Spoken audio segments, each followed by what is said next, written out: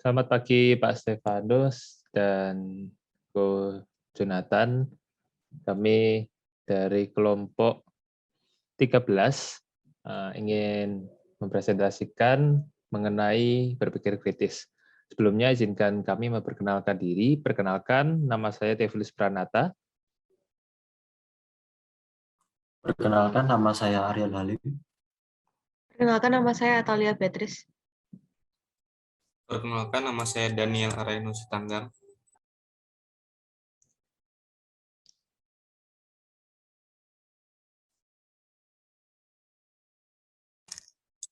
Berpikir kritis. Pernahkah muncul sebuah pertanyaan dalam benak Anda? Kenapa Anda harus berpikir kritis? Kenapa Anda harus berpikir keras dalam menghadapi sebuah masalah dan mencari solusinya? Apa akibatnya jika Anda hanya berpikir dangkal saja dan tidak mau berpikir lebih dalam? Beberapa pertanyaan tersebut mengacu pada sebuah pengertian, yaitu berpikir kritis. Pengertian dari berpikir kritis adalah kemampuan untuk berpikir secara jernih dan rasional tentang apa yang harus dilakukan atau apa yang harus dipercaya. Berpikir kritis mencakup kemampuan untuk terlibat dalam pemikiran reflektif dan mandiri. Seseorang yang memiliki berpikir kritis biasanya dapat memahami hubungan logika antara gagasan. Yang kedua, mengidentifikasi, membangun, dan mengevaluasi argumen. Yang ketiga, menyelesaikan masalah secara sistematis. Yang keempat, mengidentifikasi relevansi dan pentingnya gagasan.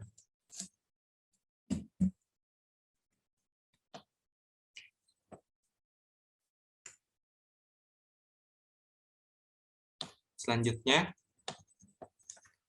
pentingnya berpikir kritis.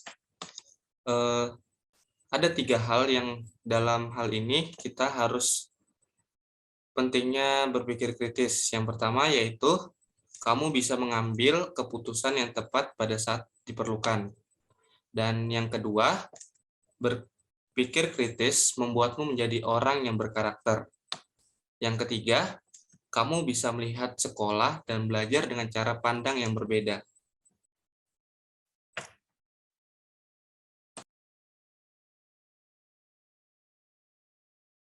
Sebelum kita masuk ke langkah-langkah untuk berpikir kritis, kita harus mengetahui ada beberapa bias-bias pikiran. Bias-bias pikiran di sini terbagi menjadi 5. Yang pertama adalah slippery slope. Slippery slope ini adalah kesalahan logika ketika kita menganggap bahwa satu hal kecil dapat berujung pada rantai konsekuensi yang dilebih-lebihkan. Salah satu contohnya yang sering dikatakan oleh orang-orang, jika kita tuh kehilangan pensil, maka kita tuh tidak bisa lulus sekolah.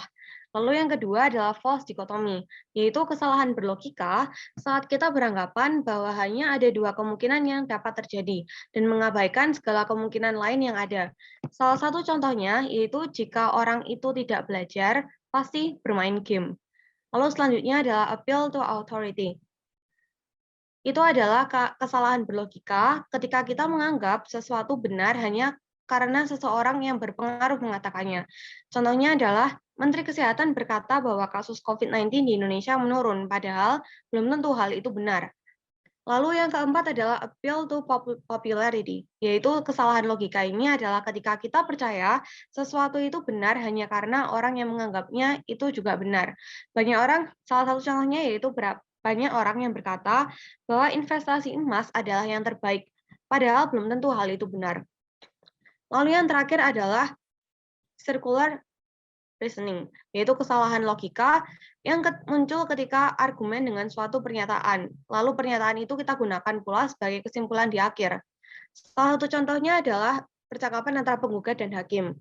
Hakim yang terhormat, aku tidak berdusta. Aku orang yang religius dan orang yang religius tidak berdusta. Bagaimana saya tahu bahwa Anda orang religius? Penggugat tersebut berkata bahwa karena aku tidak pernah berdusta.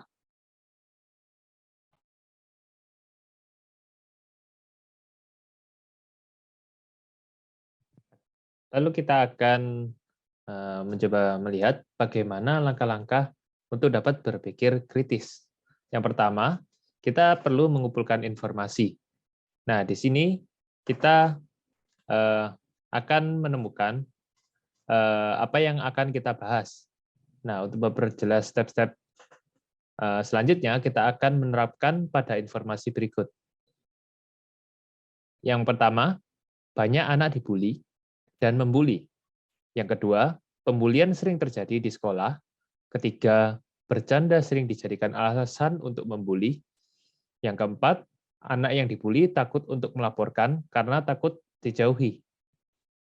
Dan disclaimer, sebelumnya informasi-informasi ini hanya bertujuan untuk sebagai contoh penerapan berpikir kritis, bukan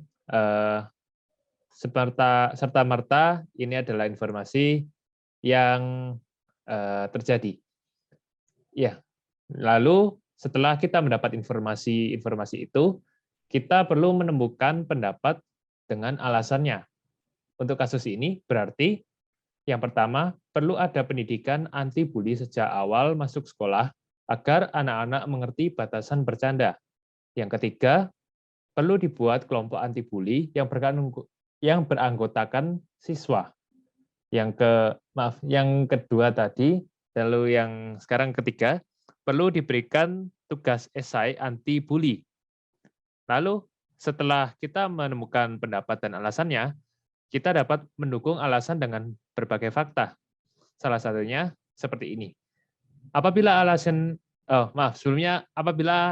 itu tidak berlandaskan fakta, atau malahan faktanya melawan pendapat, maka seharusnya alasan itu dihilangkan dalam hal ini. Misalkan seperti ini. Survei membuktikan bahwa pendidikan anti-bully sejak awal masuk sekolah dapat membuat siswa mengerti batasan bercanda, sehingga pendapat satu dinyatakan lolos. Lalu yang kedua, survei membuktikan bahwa siswa lebih merasa nyaman bercerita ke temannya, sehingga pendapat dua dinyatakan lolos juga. Lalu, survei membuktikan ketidakefektifan tugas anti-bully dalam mencegah pembulian, maka pendapat tiga akan dieliminasi. Lalu, lanjut ke step 4. Step yang keempat, yaitu kita membuat asumsi tentang fakta. Misalnya, survei bahwa pendidikan anti-bully membuat siswa mengerti batasan bercanda, tetapi kemungkinan besar tidak membuat siswa berhenti membuli, sehingga pendapat satu dieliminasi. Dan kemudian, survei siswa lebih merasa nyaman bercerita ke temannya, tetapi bisa saja teman terpengaruh untuk ikut membuli. Oleh karena pendapat dua masih bisa diperbaiki, maka pendapat dua lolos. Kita akan memperbaikinya di evaluasi pendapat. Dan step yang kelima, kita mengevaluasi pendapat. Pendapat yang sudah kita saring di atas tadi akan dievaluasi di step kelima ini. Yaitu di tahap ini, kita akan memperbaiki pendapat yang ada di step kedua. Kita dapat menambahkan pada pendapat dua, memilih kelompok anti-bully daripada grup siswa, sehingga beberapa tidak menjalankan tugasnya, yang lain menjalankan. Dan yang terakhir, membuat kesimpulan. Pada tahap ini, kita akan menyimpulkan hasil pembahasan dari kasus kita, yaitu dapat menyelesaikan kasus bullying, kita dapat membentuk kelompok anti-bully dari grup siswa yang berbeda-beda. Dan terima kasih. Sekian dari presentasi kelompok 13 ini. Maaf jika ada kata-kata yang kurang berkenan. Sekian dari kami.